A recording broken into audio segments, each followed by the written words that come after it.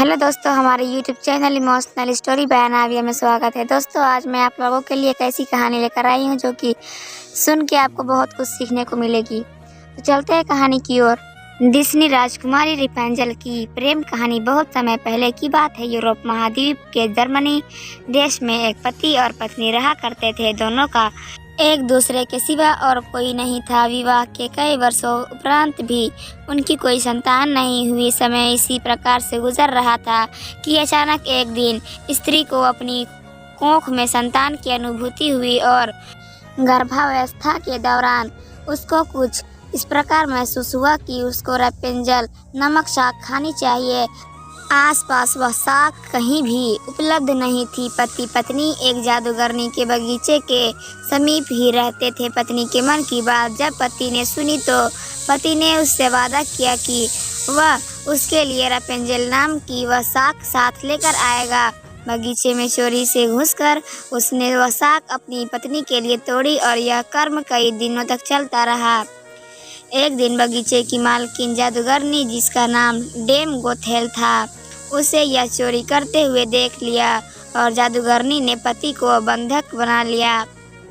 पति जादूगरनी के सामने बहुत गिड़गिड़ाया और अंततः जादूगरनी एक शर्त पर वह शाक उसकी पत्नी के लिए देने के लिए राजी हो गई। शर्त यह थी कि संतान के जन्म के बाद वह उसे जादूगरनी को सौंप देगा।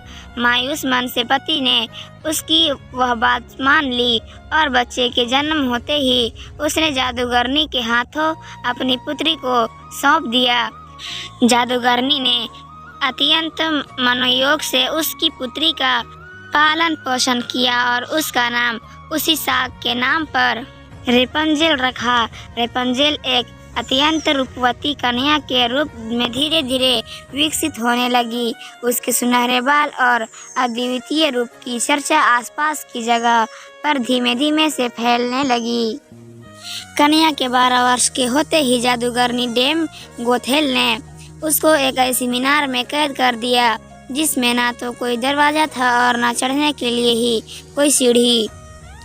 इसमें एक ऊंचे स्थान पर एक कमरा था जिसमें कि केवल एक खिड़की थी। जादूगरनी अपनी जादुई शक्तियों के माध्यम से छोटी बच्ची तक पहुंचती और हर दिन उससे मिलने के लिए दिन के समय जरूर आती। इसी प्रकार से दिन बीतने लगे। वह बच्ची बड़ी होकर एक अत्यंत रूपवती स्त्री के रूप में विकसित हुई।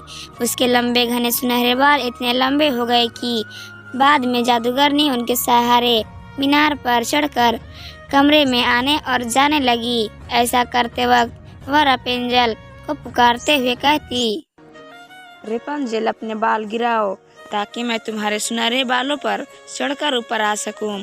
समय इसी तरह से गुजरता गया और एक दिन किसी राज्य का राजकुमार घूमते घूमते उस क्षेत्र में आ गया जहां पर रेपेंजल उस मीनार में रहती थी।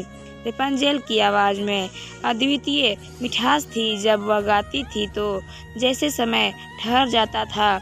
एक दिन राजकुमार को टहलते टहलते एक मधुर आवाज़ सुनाई पड़ी।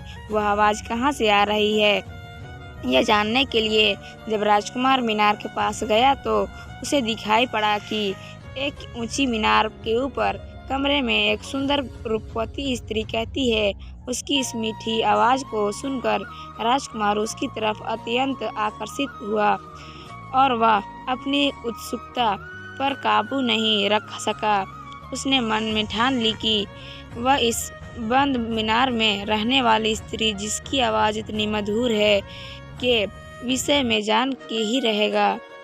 एक दिन जब दिन के समय जादूगरनी रेपेंजल से मिलने के लिए आई तो उसने जादूगरनी को वह शब्द कहते और बालों के जरिए ऊपर चढ़ते हुए देख लिया। राजकुमार ने इसी प्रकार जब रात के समय रेपेंजल को पुकारा तो उसने उसे आने के लिए मीनार के सहारे अपने बालों को लटका दिया। राजकुमार ऊपर जाकर रेपेंजल से मिला। रेपेंजल और राजकुमार एक दूसरे से प्रेम करने लगे थे। दोनों ने मिलते ही एक दूसरे को पसंद कर लिया था और वह एक दूसरे के लिए के अंतरंग सहचर बन गए। अंततः राजकुमार ने रेपेंजल के सामने विवाह का प्रस्ताव रखा। रेपेंजल इस पर सहमत हुई और दोनों का मिलना जुलना धीमे धीमे बढ़ने लगा। जादूगरनी डेम गोथेल रोज दिन के समय रेपंजेल को मिलने के लिए आया करती थी। राजकुमार और रेपंजेल ने मिलकर एक योजना बनाई कि राजकुमार द्वारा दिए गए रेशम से रेपंजेल एक सीढ़ी बनाएगी जिससे कि वह दोनों उस जगह से भाग सके। रेपंजेल की मूर्खता के कारण जादूगरनी डेम गोथेल को राजकुमार के रेपंजेल के पास आने और उसके गर्भवती हो जाने का पता चल गया। जादूगरनी डेम गोथेल ने रेपंजेल को मीनार से बाहर निकाल दिया और जंगली जानवरों के बीच से जंगल में विचरने को अकेला छोड़ दिया और वह स्वयं उस मीनार के कमरे में जाकर छुप गई। राजकुमार के चढ़ने के लिए उसने रेपंजेल के बालों को काटकर उन्हें मीनार से बाहर लटका दिया ताकि राजकुमार ऊपर चढ़ सके और उसे कोई शंका ना हो। जब राजकुमार रेपंजेल से मिलने के लिए उस रात आया तो रेपंजेल की जगह जादूगरनी को पाकर वह भयभीत हो गया और मीनार से कूद पड़ा जिससे कि नीचे पड़े कांटों से उसकी दोनों आँखों की रोशनी चली गई।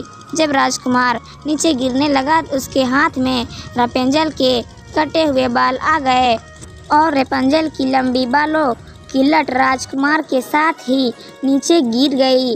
नीचे उतर पाने का अन्य तरीका न होने के कारण जादूगरनी डेम गोथेल उस मीनार में फंस गई और अंततः मृत्यु को प्राप्त हुई।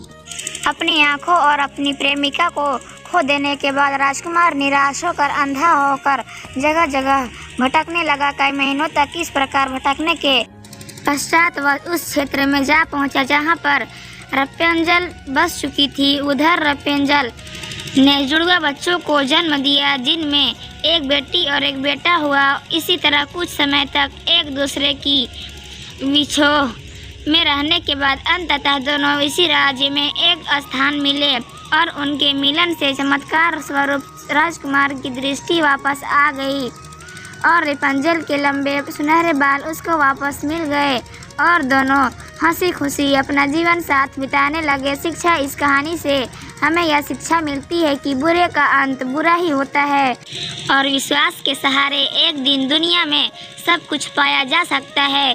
जिस तरह जादूगरनी गलत नियत से रेपंजेल को इतने साल कैद में रखती है, एक दिन उसे इसका दंड मिला और वह मारी गई।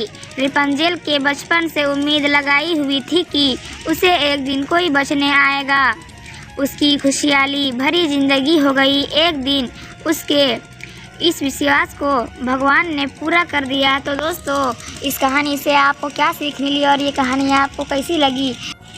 अगर अच्छी लगी हो तो कमेंट बॉक्स में ज़रूर लिखना। और दोस्तों, मेरी पूरी कहानी सुनने और देखने के लिए धन्यवाद दोस्तों। फिर मिलते हैं अगली कहानी में। बाय बाय दोस्तों।